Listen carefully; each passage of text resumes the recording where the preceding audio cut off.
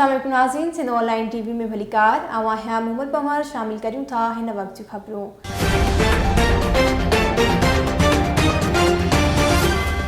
Nazi वफ़ाक़ी हुकूमत मुल्क में ॿेहर तेल जा अघ वधाइण ख़िलाफ़ पीपी ज़िले नौशेरो फ़िरोज़ पारां एहतजाज कयो वियो। एहतजाज में पीपी ज़िले सदर फ़िरोज़ खान जमाली, सुहेल अब्बासी, लेडीज़ विंग ज़िले सदर डॉक्टर शहनाज, फातिमा अंसारी, यूथ सदर गज़नफर राजपर, लाला शौकत अली चांडियो, नादिर अली चांडियो ऐं ॿियनि कारकुननि वॾे अंग में शिरकत कई।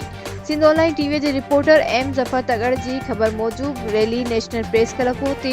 उन मौके ते पीपी अॻवान फ़िरोज़ खान जमाली, सुहेल अब्बासी, लाला शौकत चांडियो, एडवोकेट इशफाक तगड़, गज़नफर अली राजपर, शमन अली चांडियो ऐं ॿियनि चयो त हीउ एहतजाज सिंध जे सदर निसार अहमद खोड़ो जी सॾ ते कयो वियो आहे।